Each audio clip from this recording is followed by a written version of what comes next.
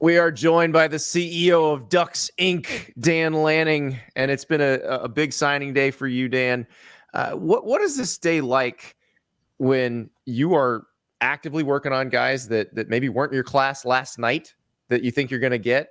Do you sleep at all? Is that something that you kind of go to bed knowing, okay, I still got a shot? Yeah, you sleep tonight. You don't sleep last night.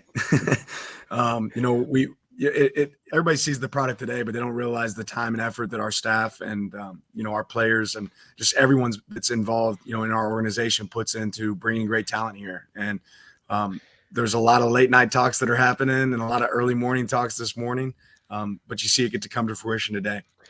Well, and like a guy like Jeremiah McClellan, the receiver who committed and signed today and had been planning to go to Ohio State. How far back does that recruitment go? Because I think people see the flip and assume, oh, Oregon just came on the scene. How long have you been talking to that guy? Well, I still remember the day that he committed somewhere else, and he told me, I remember asking him, hey, are you comfortable with me continuing to talk to you? Because I still think this is the best place for you. And ever since that moment, that communication has continued to happen with everyone on our staff. And that's the thing. When you recognize a guy that you think can be a dynamic piece of what you're doing and what you're building, you don't throw in the towel. You keep working, and that's what we've done over the last several months. As a young coach, do you have to, like when you were younger and you get that bad news that, hey, I'm going to go somewhere else, coach, I think it's better for me. Do you have to tell yourself in the back of your head, okay, stay nice, be nice, because this might come back around? Yeah, I mean, I think that's just who you really are in those moments truly shows up. Some guys are going to pick us, some guys are going to pick somewhere else.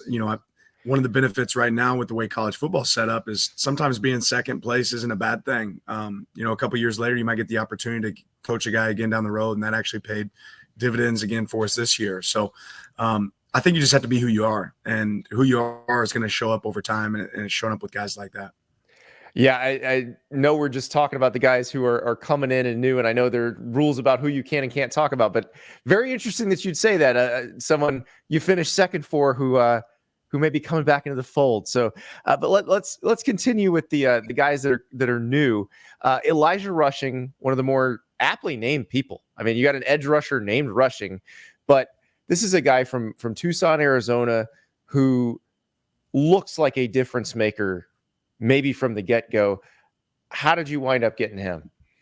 Yeah, persistency and consistency. We stayed consistent with him over time, and recognized a guy that not only has the physical attributes and the character that we want in our program, but the eagerness to learn, the excitement to get better and better each day. I think this guy's really excited about what he can become in this program. You see a talented player that has a ton of upside, is already performing at a really high level, but when you combine that with great coaching, that's where the development takes place. You can download that Prize Picks app. And if you do that and use the code NSD as in National Signing Day, they will match your first deposit up to $100. And they're doing some really fun stuff these next few weeks. It is Picksmas, so your Picksmas gift is a Kevin Durant square. So that's what you pick squares. You pick at least 2.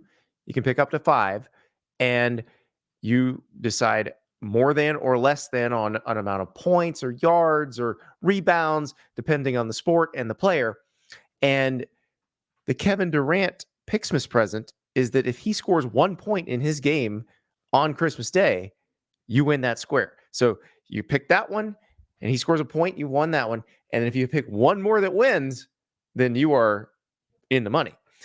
They're also doing Demon and Goblin squares. So in honor of Washington making the college football playoff, let's talk about the last guy who quarterbacked Washington to a college football playoff, Jake Browning, who'll be starting for the Bengals against the Steelers this week.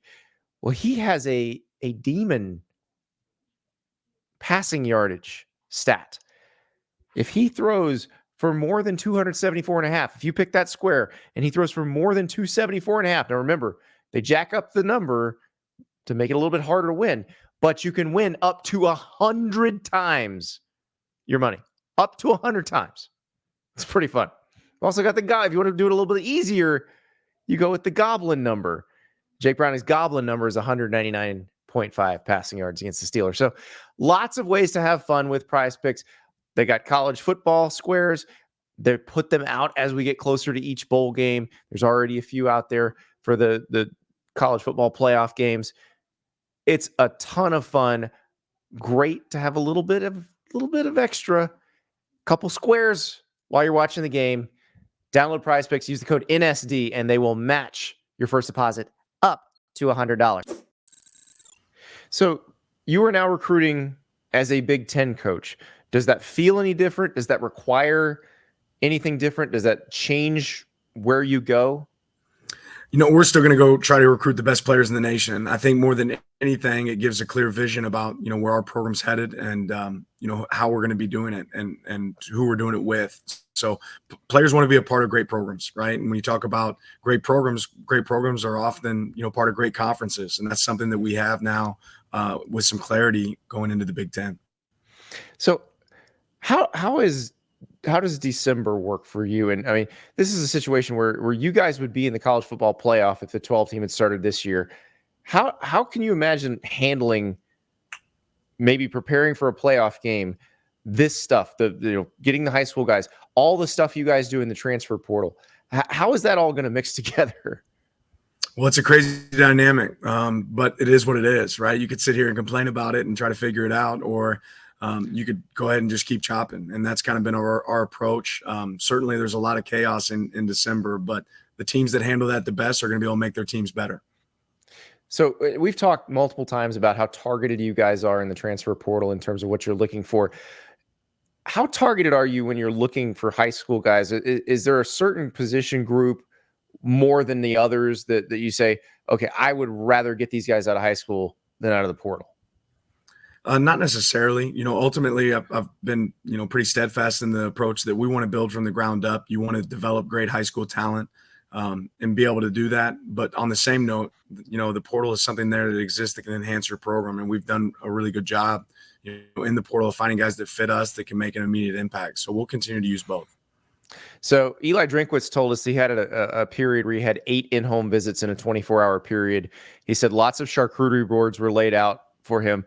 I'm wondering how many meals, mom's home cooked meals, have you eaten in a 24, 48 hour period during these stretch runs when you're trying to close down a class?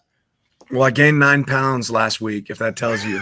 So now it's time to get back, back to business. I think at one point there was a couple of days last week where I was in 5 states in one day. It's crazy. And but that's part of the fun. That's part of the chase. And I had some really good meals. I'll say that. We've got some talented recruits coming in, but their moms can cook too. I'll say that. I was going to say, which moms put the most pounds on you think? Oh man, I don't know if I could pick because I didn't wait till the end of the week, but I ate a lot of great food. Let's just say that. When you look at this roster that you have now, how close is it to what you envision when you got to Oregon about what you need to compete in the Big Ten now that you're there and for national championships? Yeah, I think, that's to be determined a little bit. These days are exciting days because you think you're bringing in great players, but it is about evaluation. It is about development. So we have to see what these guys become. We brought guys in that we're really, really excited about. I think they're going to allow us to compete at a really high level. But, part of that process is this journey right now and what they do, coming forward once they step on campus. All right. Well, now you get to work with them, and there are a lot of them coming soon. So appreciate it, Dan, and good luck. Thank you, Andy. Have a good one. Thank you so much for watching. Just a reminder, subscribe to this channel right here so you never miss an episode of Andy Staples on 3. And oh, by the way, watch all the other great videos on the On3 Sports YouTube channel.